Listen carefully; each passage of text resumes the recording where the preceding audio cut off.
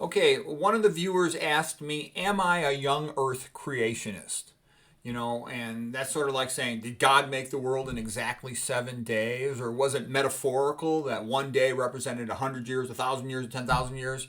And you know what? I can't even understand some of the things my wife does. How am I going to understand every detail about what God does? People ask me, do you believe in evolution? And I can tell you, well, I know it's possible for one species to change into another. For example, how do you turn a fox into an elephant?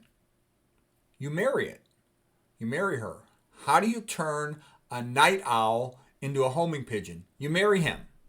Okay?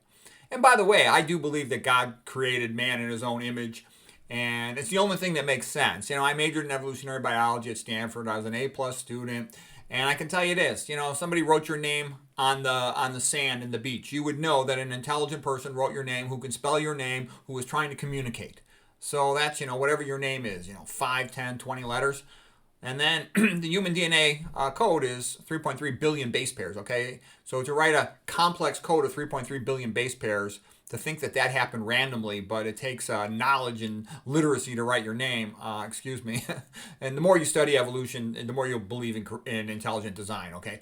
Anyways, I just want to share with you a quote from Ann Coulter from her book Godless. Here it is. Even if evolution were true, it does not disprove God. God believers do not need evolution to be false, but atheists need evolution to be true. That is why there is a mass panic whenever someone mentions the vast and accumulating evidence against evolution. Far from showing gradual change with one species slowly giving way into another, as Darwin hypothesized, the fossil record shows vast numbers of species suddenly appearing out of nowhere, and then remaining largely unchanged for millions of years and then disappearing. Almost like there was a big flood or something. Yeah, there's a lot of information. I've studied it quite extensively. The fossil record doesn't show transitional forms. These new phyla, they just pop out of nowhere with the Cambrian expansion.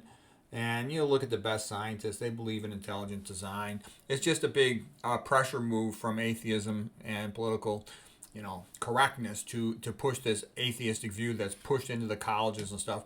When you look at most of the data trying to support evolution, you'll see it's either not true or it was faked. The whole Piltdown Man, Haeckel's drawings, the pepper moth story, it was all BS.